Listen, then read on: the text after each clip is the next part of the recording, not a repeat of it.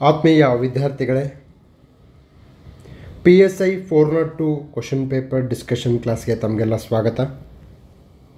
ಆತ್ಮೀಯರೇ, ಇಂತಹ ಪ್ರಶ್ನೆಗಳನ್ನು ಅಟೆಂಡ್ ಮಾಡಬೇಕಂತಂದರೆ ನಮಗೆ 8 ಎದೆ ಬೇಕಾಗುತ್ತೆ. ಯಾವುವು ಅಂತ ಪ್ರಶ್ನೆಗಳು ಅಂತ ಈಗ ನಾವು ಡಿಸ್ಕಸ್ ಮಾಡೋಣ ಬನ್ನಿ. ನೋಡಿ, ಇಲ್ಲಿ 88ನೇ ಪ್ರಶ್ನೆ ಇದೆ. ಇದು ಜಿಯೋಗ್ರಫಿಕಲ್ ಇಂಡಿಕೇಶನ್ ಟ್ಯಾಗ್ ಬಗ್ಗೆ ಕ್ವಶನ್ ಇದೆ, GA ಟ್ಯಾಗ್. ನಮ್ಮ ಈ ಒಂದು HYT approach, high ಯೀಲ್ಡಿಂಗ್ topic approach ಅಥವಾ ಶಾಂತ ಮಾರ್ಗದ ಪ್ರಕಾರ ರೂಲ್ಸ್ ಏನಿದೆ ಅಂತಂದರೆ, ಈಗ ಬಂದಿರತಕ್ಕಂತಹ ಕರೆಂಟ್ ಅಫೇರ್ಸು, ತದನಂತರದಲ್ಲಿ ಫಸ್ಟ್ ಯಾವುದು ಬಂತು, ಹೈಯೆಸ್ಟ್ ಯಾವುದಿದೆ, ನಂತರದಲ್ಲಿ ಕರ್ನಾಟಕದ್ದು ಯಾವುವು ಅನ್ನೋದು ನಮ್ಮ ರೂಲ್ಸು. ಓಕೆ, ಈ ರೂಲ್ಸ್ಗಳನ್ನು ಮೀರಿ ಕ್ವಶನ್ ಬಂತು ಅಂದರೆ ಅದು ಅಟೆಂಡ್ ಮಾಡೋಕ್ಕಾಗಲಾರ್ದಂತಹ ಕ್ವಶನ್ನು. ನಾನೇನು ಹೇಳ್ತಿದ್ದೀನಿ ಅಂತಂದರೆ, ಇಲ್ಲಿ ನೀವು ಇಡೀ ಪ್ರಶ್ನೆಗೆ 100ಕ್ಕೆ 100 ಪ್ರಶ್ನೆಗಳನ್ನು ಅಟೆಂಡ್ ಮಾಡೋಕ್ಕಾಗಲ್ಲ. Point number 1. ಪಾಯಿಂಟ್ ನಂಬರ್ 2, ಎಕ್ಸಾಮಲ್ಲಿಂದ ಹೊರಗಡೆ ಬಂದಮೇಲೆ question paper looks easy, but ಎಕ್ಸಾಮಲ್ಲಿ ತುಂಬ ಟಫ್ ಇರುತ್ತೆ. ಎಕ್ಸಾಮಲ್ಲಿ ನಿಮಗೆ ಕಾಮನ್ ಸೆನ್ಸು ಬರೋಕ್ಕಾಗಲ್ಲ. ನೀವು ಕಾಮನ್ ಸೆನ್ಸ್ ಅಪ್ಲೈ ಮಾಡೋಕ್ಕೆ ಆಗಲ್ಲ. ಓಕೆ, ಸೊ ಈಗ ನೋಡಿ, ಇಲ್ಲೇನಿದೆ ಅಂತಂದರೆ, ಕನಿಶಾಲ್ ಜಮ್ಮು ಆ್ಯಂಡ್ ಕಾಶ್ಮೀರ್ 2008. 2008ರಲ್ಲಿ ನೀವೇನು ಮಾಡ್ತಾಯಿದ್ರಿ? ಹೈಸ್ಕೂಲೋ ಕಾಲೇಜು ಓದ್ತಾಯಿದ್ರಿ. Kotpad handloom fabric Jharkhand 2005. Thangaliya shawl Assam 2009. Bhavani Jamakkalam Tamil Nadu 2005. ಅಂದರೆ ಈ ಕ್ವಶನ್ನ ನೀವು ಅಟೆಂಡ್ ಮಾಡಬಾರದು. ಈ ಕ್ವಶನ್ನು ಅಟೆಂಡ್ ಮಾಡಬಾರದು ಅಂತ ಕೊಟ್ಟಿದ್ದಾನೆ. ಏನಕ್ಕೆ ಅಂತಂದರೆ, ಇದರಲ್ಲಿ ಯಾವುದೂ ಕರೆಂಟ್ ಅಫೇರ್ಸ್ ಇಲ್ಲ. ಓಕೆ, ಮತ್ತು ಯಾವುದೂ ಫಸ್ಟ್ ಅಂತಕ್ಕಂಥದ್ದು ಇಲ್ಲ.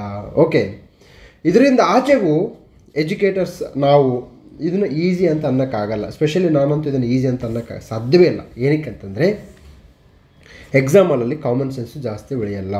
ಏನಕ್ಕೆ ಅಂದರೆ, ನೀವು ಪುಸ್ತಕವನ್ನು ಓದಿ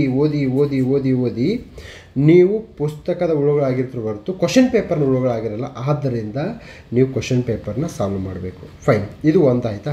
2000 ಇಡೀ ಈಗ ನಾವು ಫಾರ್ ಎಕ್ಸಾಂಪಲ್ GA ಟ್ಯಾಕ್ಸ್ ಅಂತ ಅಂದ್ಕೊಳ್ಳಿ. ಇಡೀ GA ಟ್ಯಾಕ್ಸನ್ನು ನಾವು ಲೀಸ್ಟ್ನ ಓದ್ಕೊಳ್ಳೋಕ್ಕಾಗಲ್ಲ. It is highly impossible. ನಾವು ಪುಸ್ತಕದಲ್ಲಿ ಕೊಡೋಕ್ಕೆ ಚಂದ ಹೊರತು ಅದನ್ನು ಓದಿ ನೆನಪಿಟ್ಟುಕೊಂಡು ಎಕ್ಸಾಮಲ್ಲಿ ಅದನ್ನು ಅಪ್ಲಿಕೇಬಲ್ ಮಾಡೋದಿದೆಯಲ್ಲ, that is highly impossible. Retention capacity ಅಂತಾರೆ, ಅದನ್ನು ರಿಟೆನ್ಷನ್, ನಿನ್ನ ಮೆದುಳಿನಲ್ಲಿ ಎಷ್ಟು ಪರ್ಸೆಂಟ್ ನೆನಪಿಡ್ಬೇಕಂದ್ರೆ ಕೇವಲ 1% ಮಾತ್ರ ನೆನಪಿಡ್ಬೋದು. ಫೈನ್, ಈಗ ನೋಡಿ ಏನಪ್ಪ, ಇದರಿಂದ ಆಚೆಗೂ ಏನು ಸ್ವಲ್ಪ ಕಾಮನ್ ಸೆನ್ಸ್ ಅಪ್ಲೈ ಮಾಡಬಹುದು. ಅದು ವರ್ಸ್ಟ್ ಕೇಸಲ್ಲಿ. ಬೆಸ್ಟ್ ಕೇಸಲ್ಲಿ ಕ್ವಶನ್ ಅಟೆಂಡ್ ಮಾಡಬಾರ್ದು ನನ್ನ ಪ್ರಕಾರ. ಇಂಥ ಕ್ವಶನ್ ಅಟೆಂಡ್ ಮಾಡಬೇಕಂದ್ರೆ ರಿಸ್ಕ್ ತೊಗೋಬೇಕು. If you want to take risk, yes you can attend this type of question. Kani shawl, so ನಮಗೆ ಪಾಶಿಮಾನ ಶವಲ್ ಗೊತ್ತು, ಕನಿಶಾವಲ್ ಗೊತ್ತಿಲ್ಲ. ಮೇ ಬಿ ನೀವು ರಿಸ್ಕ್ ತೊಗೊಂಡ್ರೆ ಇಲ್ಲಿ ಒಂದು ABCD ಇದೆಯಲ್ಲ, ಇಲ್ಲೆಲ್ಲೂ ಆಪ್ಷನ್ ಇಲ್ಲ. ABCD ಎಲ್ಲೂ ಆಪ್ಷನ್ ಇಲ್ಲ ಅಂದರೆ ಇದರಲ್ಲಿ ಯಾವುದೋ ಒಂದು ರಾಂಗ್ ಇದೆ. ಓಕೆನಾ ಅಂತ ನಮಗೆ ಸ್ಪಷ್ಟವಾಗಿ ಗೊತ್ತಾಗುತ್ತೆ. ಕಾನಿಶಾಲು ಜಮ್ಮು ಆ್ಯಂಡ್ ಕಾಶ್ಮೀರ, ಆನ್ಸರ್ ಇದು ಸತ್ಯ. ಭವಾನಿ ದೇವಸ್ಥಾನ ಕಂಡು ಬರ್ತಕ್ಕಂಥ ತಮಿಳುನಾಡು. ಸ್ವಲ್ಪ ಭವಾನಿ ದೇವಾಲಯ ಮತ್ತು ಭವಾನಿ ಇರ್ತಕ್ಕಂಥದ್ದು ಫೇಮಸ್ ಆಗಿರ್ತಕ್ಕಂಥದ್ದು ತಮಿಳುನಾಡು ನೋಡ್ಬೋದು. ಇದು ಆಪ್ಷನ್ ನೋಡ್ಬೋದು. ಸೊ ಡಿ A ಮತ್ತು D ಮತ್ತು B ಮತ್ತು D ಅಂತ ನೋಡ್ಬೋದು. So Kotpad handloom fabric, so ಇದು ಕಾಣ್ತಕ್ಕಂಥದ್ದು ಒಡಿಶಾದಲ್ಲಿ ಕಂಡುಬರುತ್ತೆ, ಜಾರ್ಖಂಡ್. ಬಟ್ ಇದು ನೆನ್ಪಿಡೋಕ್ಕಾಗಲ್ಲ, highly impossible, we don't know. So ಏನಪ್ಪ ಅಂತಂದರೆ 50-50 ನಮ್ಮ HYT ರೂಲ್ಸಲ್ಲಿ 50-50 ಇದ್ದಾಗ ನೀವು ಚಾನ್ಸ್ ತೊಗೊಳ್ಳೇಬೇಕು. ಏನಕ್ಕೆ ಅಂತಂದರೆ, provided if you are strong with ಈ ಆಪ್ಷನ್, ಭವಾನಿ ತಮಿಳುನಾಡು ಇರುತ್ತೆ ಅಂತ ನಿಮ್ಮ ಕಾಮನ್ ಸೆನ್ಸು ಮತ್ತು ಇಂಟ್ಯೂಷನ್ನು ಒಳಗಡೆ ಗಟ್ ಫೀಲಿಂಗ್ ಅಂತಾರೆ, ಮನಸ್ಸಿಗೆ ಯಾಕೋ ಇದು ಸರಿ ಅನ್ನಿಸ್ತಾ ಇದೆ ಅಂತ ಅಂದರೆ ನೀವೇನು ಮಾಡಬೇಕು, D 3 ಮತ್ತು 2ನೇ ಆಪ್ಷನನ್ನು ಯಾವುದಕ್ಕಾದ್ರೂ ಒಂದು ಹೋಗ್ಬೋದು. ನಾನು ಇದಕ್ಕೇ ಹೋಗಿ ಅಂತ ಹೇಳ್ತಾ ಇಲ್ಲ. ಏನಕ್ಕೆ ಅಂತಂದರೆ, ಇದನ್ನು ಇಲ್ಲಿ ಥಿಂಕ್ ಮಾಡೋದು ಈಸಿ, ಆದರೆ ಎಕ್ಸಾಮಲ್ಲಿ ಥಿಂಕ್ ಮಾಡೋದು ಭಾಳ ಕಷ್ಟ. ತದನಂತರ ನೀವು ಯಾವ ಕರೆಂಟ್ ಅಫೇರ್ಸ್ ಇಲ್ಲ. 2008, 5, 9, 5. ಸೊ ಇಂಥ ಕ್ವಶನ್ನ ನನ್ನ ಪ್ರಕಾರ ನೀವು ಅಟೆಂಡ್ ಮಾಡದೇ ಇರುವುದು ಲೇಸು.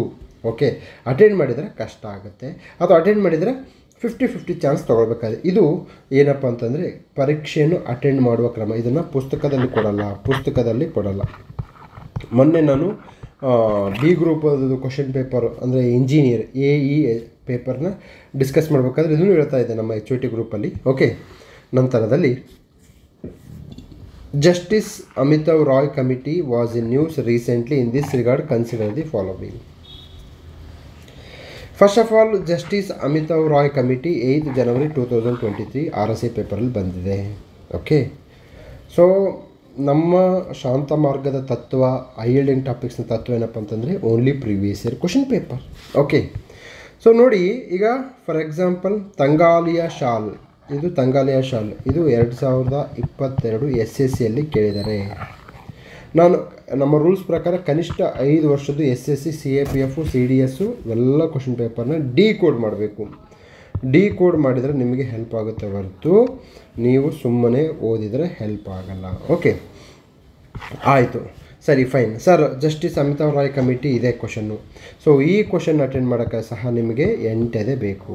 ಏನಕ್ಕೆ 8 ಎದೆ ಬೇಕಂತಂದರೆ ನಿಮಗೆ ಫ್ಯಾಕ್ಚುಲಿ ತುಂಬ ಕರೆಕ್ಟಾಗಿ ಗೊತ್ತಿದ್ದರೆ ಮಾತ್ರ ಇದನ್ನು ಅಟೆಂಡ್ ಮಾಡೋಕ್ಕೆ ಸಾಧ್ಯ. For example, this committee was constituted by the ministry of law and justice, government of India. ಇದು ಗೊತ್ತಾ? ಗೊತ್ತಿಲ್ಲ, ಐ ಡೋಂಟ್ ನೋ. ಇದು ಯಾವ ಮಿನಿಸ್ಟ್ರಿ ಇದು ಕಾನ್ಸ್ಟಿಟ್ಯೂಟ್ ಮಾಡಿದೆ ಅನ್ನೋದು ಗೊತ್ತಿಲ್ಲ. ನನ್ನ UPSC ಅನುಭವ, UPSC ಈಗೆಲ್ಲ ಕ್ವಶನ್ ಪೇಪರು ಅಪ್ಗ್ರೇಡ್ ಆಗ್ತಿದೆ, ಪ್ರಮೋಷನ್ಸ್ ಆಗ್ತಿದೆ, ಅಪ್ಗ್ರೇಡ್. ನನ್ನ UPSC ಅನುಭವದಲ್ಲಿ UPSC ಕ್ವಶನ್ ಪೇಪರಲ್ಲಿ ಒಂದು ಟ್ರೆಂಡ್ ಇದೆ. ಟ್ರೆಂಡ್ ಅಂತಂದರೆ ಥಂಬ್ ರೂಲ್ ಅಥವಾ ಒಂದು ಕುರುಡು ನಿಯಮ. ನೋಡಿ, ಇದಕ್ಕೆ ಲಾಜಿಕ್ ಇಲ್ಲ. ಕುರುಡು ನಿಯಮ ಏನಿದೆ ಅಂತಂದರೆ, ಯಾವಾಗ ಯಾವುದಾದ್ರು ಮಿನಿಸ್ಟ್ರಿ ಕೊಟ್ಟಿರ್ತಾನೆ ಆ ಮಿನಿಸ್ಟ್ರಿ ತಪ್ಪಿರುತ್ತೆ. ಫಾರ್ ಎಕ್ಸಾಂಪಲ್, ರಾಷ್ಟ್ರೀಯ Krishi Vikas Yojana implemented by ministry of rural development ಅಂದರೆ ತಪ್ಪು. Rashtriya Krishi Vikas Yojana implement by ministry of agriculture. So ಮಿನಿಸ್ಟ್ರಿಗಳು ಮ್ಯಾಕ್ಸಿಮಮ್ 95% ತಪ್ಪಿರುತ್ತೆ. 95% ತಪ್ಪಿರುತ್ತೆ. ಇದು ರೂಲ್ಸು. ಎಲ್ಲಿಂದ ಬಂತು ಈ ರೂಲ್ಸ್? ಇದು ನಮ್ಮ ಅನುಭವದಿಂದ ಬಂತು. ಇದು ಅನುಭವ ಹೊರತು ಯಾವ ಪುಸ್ತಕದಲ್ಲೂ ಇದನ್ನು ಕೊಟ್ಟಿಲ್ಲ. ಯಾವ ಪುಸ್ತಕದಲ್ಲಿಯೂ ಸಹ ಇದನ್ನು ಕೊಟ್ಟಿಲ್ಲ. ಸೊ ಅದಕ್ಕೆ ಅನುಭವ ಇರುವವರ ಜೊತೆ ನಮ್ಮ ಪಯಣ ಇದ್ದಾಗ ಅವರ ಅನುಭವದ ಅಮೃತವನ್ನು ನಾವು ಸಹ ಸವಿಯಲು ಸಾಧ್ಯ. Okay, fine sir. ಏನಕ್ಕೆ UPSC ಅವರು ಕ್ಲಿಯರ್ ಮಾಡ್ತಾರೆ ಅಂತಂದರೆ, ದಿಸ್ ಈಸ್ ದಿ ರೀಸನ್. ಅವ್ರಿಗೆ ಇಂಥವೆಲ್ಲ ಟೆಕ್ನಿಕ್ಸ್, ಇದು ಕುರುಡು ಗುರುತು ಅಂತಾರಲ್ಲ ಆ ಥರ ಇದು. ಓಕೆ, ಸೊ ಇದೊಂದು ಹೋಗ್ಬಿಟ್ರೆ A, so B and D ಓದೋದು. ಓಕೆ, ಫೈನ್, ಇದು ಬೇಡ. ಓಕೆ, ನಾನು ಸರ್ ಇದು ಗೊತ್ತಿಲ್ಲ, ಏನು ಮಾಡೋಣ ಮುಂದಕ್ಕೆ? ನಾನು ಅಗೇನ್ ಹೇಳ್ತಾ ಇದ್ದೀನಿ, ಇದು second round question, not first round question. So ನಿಮಗೆ ನೋಡೋಕ್ಕೆ ನನಗೆ ಇವತ್ತು ಈಸಿ ಮಾಡಿರ್ಬೋದು, ಬಟ್ ಎಕ್ಸಾಮಲ್ಲಿ ಟಫ್ ಆಗುತ್ತೆ. It was constituted to look in to the reforms of prison. Okay, ನನಗೆ ಗೊತ್ತಿಲ್ಲ, ಇದು ಗೊತ್ತೇ ಇಲ್ಲ ಅಂದ್ಕೊಳ್ಳಿ. Okay, it was a 1 member committee. ಇದು ಗೊತ್ತಿಲ್ಲ. Telemedicine introduction in prison is one of the suggestion given by this committee. Telemedicine ನೋಡಿ, B ಮತ್ತು D ಎರಡು ಒಂದಕ್ಕೊಂದು ಹತ್ತಿರ ಇದ್ದಾವೆ. ಅಂದರೆ ಇದು ಪ್ರಿಸನ್ಗೆ ಸಂಬಂಧಪಟ್ಟ ಹಾಗೆ, ಪ್ರಿಸನ್ನಲ್ಲಿರ್ತಕ್ಕಂಥವ್ರಿಗೆ ಟೆಲಿಮೆಡಿಸಿನ್ ಇದು ರಿಫಾರ್ಮೇಟಿವ್ ಇನ್ ಅಪ್ರೋಚ್. ಅಂದರೆ ಇದೊಂದು ಸುಧಾರಣವಾದ ಯಾವುದೇ ಒಂದು ಕಮಿಟಿ ಕೊಟ್ಟರೆ ಸುಧಾರಣೆ ನೀಡುತ್ತೆ. ಟೆಲಿಮೆಡಿಸಿನ್, ಟೆಲಿ ಎಜುಕೇಷನ್, ತದನಂತರದಲ್ಲಿ ಟೆಲಿಕನೆಕ್ಷನ್, ಟೆಲಿಕಮ್ಯುನಿಕೇಷನ್, ಇವೆಲ್ಲ ಸುಧಾರಣವಾದವುಗಳು. So obviously telemedicine introduction is one of the suggestion. Yes, one of it is a possible. So B and D is possible. B and D possible. Okay, fine, ಇದು ತಿಳ್ಕೊಳ್ಳಿ. ಇದು second round ನಿಮಗೆ analysis ಮಾಡೋ skills ಇರಬೇಕು. But it is difficult question. I am telling you, it is a difficult question. Okay, easy ಅಲ್ಲ ಅಂತ ಹೇಳ್ತಾ ಇಲ್ಲ, ಈಸಿ ಇಲ್ಲ, ಇದು difficult question. But my point is ಏನಪ್ಪ ಅಂತಂದರೆ, it was a 1 member committee ಅಲ್ಲ, 3 member committee. It is constituted by supreme court. Okay, so ಇಲ್ಲಿ ಯೂಶ್ವಲಿ UPSCಯಲ್ಲಿ ಅಗೇನ್ ಒಂದು ಥಂಬ್ ರೂಲ್ ಇದೆ. UPSCಯಲ್ಲಿ ಒಂದು ಥಂಬ್ ರೂಲ್ ಏನಪ್ಪ ಅಂತಂದರೆ, ನಂಬರ್ಸ್ ಎಲ್ಲಿರುತ್ತೆ ಯೂಶ್ವಲಿ ಅಂದರೆ ಅರ್ಥ ಏನು ಗೊತ್ತಾ? 100% ಅಲ್ಲ, ಯೂಶ್ವಲಿ 1 ಅಲ್ಲ, ಇದು 3. ಸೊ ಅದಕ್ಕೆಪ್ಪ ನಾನು ನಿಮಗೆ ಏನು ಹೇಳ್ತೀನಿ ಅಂದರೆ, CAPF CDS ಕ್ವಶನ್ ಪೇಪರ್ ನೋಡಿಕೊಂಡು ಆ ಆ್ಯಂಗಲಿಂದ ಓದ್ಕೊಂಡು ಹೋಗಿ ಹೊರತು ನೀವು ಕೇವಲ ನಮ್ಮ ರೂಲ್ಸ್ ಏನಿದೆ, 3 ವರ್ಷ ಅಥವಾ 2 ವರ್ಷ ಓದೋರು ಕ್ವಶನ್ ಪೇಪರಿಗೆ ಶಿಫ್ಟ್ ಆಗಬೇಕು. ಬೇಸಿಕ್ ಓದೋರು ಯಾವುದೇ ಕಡೆಗೂ ಕ್ವಶನ್ ಪೇಪರಿಗೆ ಬರಬೇಡಿ, ಈಸಿ ಆಗಲ್ಲ. ಅದಕ್ಕೆ ನಮ್ಮ ಹೈ ಯೀಲ್ಡಿಂಗ್ ಟಾಪಿಕ್ ಕ್ಲಾಸ್ಗೆ ಬೇಸಿಕ್ ಕೋಚಿಂಗ್ ಆಗಿರೋದೇ ಇರ್ತಕ್ಕಂಥ ವ್ಯಕ್ತಿಗಳನ್ನು ಯೂಶ್ವಲಿ ಜಾಯಿನ್ ಮಾಡಿಸಲ್ಲ ನಾವು. ಏನಕ್ಕೆ ಅಂದರೆ ಅವ್ರಿಗೆ ಅರ್ಥನೇ ಆಗಲ್ಲ. ಸೊ ಮಿನಿಮಮ್ 2 ರಿಂದ 3 ವರ್ಷ ಓದೋರು ಮಾತ್ರ ಇದು ಹೈ ಯೀಲ್ಡಿಂಗ್ ಟಾಪಿಕ್ ಅರ್ಥ ಆಗುತ್ತೆ. ಸೊ ಇದು ಕ್ವಶನ್ ಪೇಪರ್ ಡಿಕೋಡ್ ಮಾಡುವಂತಹ ಒಂದು ಕ್ರಮ. Okay, so B and D common ಇದೆ. ಓಕೆ ಸರ್, ಸಪೋಸ್ ಇಲ್ಲಿ ನನ್ ಆಫ್ ದೀಸ್ ಕೊಟ್ಟಿದ್ರೆ, ನನ್ ಆಫ್ ದೀಸ್ ಅಂದರೆ ಇದು ಯಾವುದು ಅಲ್ಲ ಅಂತ ಕೊಟ್ಟಿದ್ರೆ, ಇದನ್ನು ಆವಾಗ ದೇವನಾಗ ಟಚ್ಚೇ ಮಾಡಬಾರ್ದು. ಇದು ಯಾವುದೇ ಕಾರಣಕ್ಕೂ ಟಚ್ ಮಾಡ್ತಕ್ಕಂಥ ಕ್ವಶನ್ನು ಆಗಿರುವುದಿಲ್ಲ. ಸೊ ಇದು ಜಸ್ಟಿಸ್ ಅಮಿತಾವ್ ರಾಯ್ ಕಮಿಟಿಗೆ ಸಂಬಂಧಪಟ್ಟ ಹಾಗೆ ಒಂದು ಅಂಶ. ನಂತರದಲ್ಲಿ PM Pranam scheme. Okay, sir. Again I am telling you, ಭಾಳ ಬರೀ ಹೇಳಿದ್ದೀನಿ, ಹೈ ಯೀಲ್ಡಿಂಗ್ ಟಾಪಿಕಲ್ಲಿ ನಮಗೆ ಇಂಪಾರ್ಟೆಂಟ್ ಸ್ಕೀಮ್ಸ್ ಓದಬೇಕಾದ್ರೆ ಕೆಲವೊಂದು ರೂಲ್ಸ್ ಹೇಳ್ತೀನಿ. ಏನು? Agriculture, sustainable development, women, rural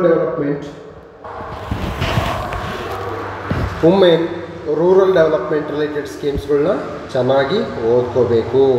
so PM-PRANAM scheme ಅಂತಕ್ಕಂಥದ್ದು ಸಸ್ಟೈನಬಲ್ ಡೆವಲಪ್ಮೆಂಟ್ ಮತ್ತು ಅಗ್ರಿಕಲ್ಚರ್.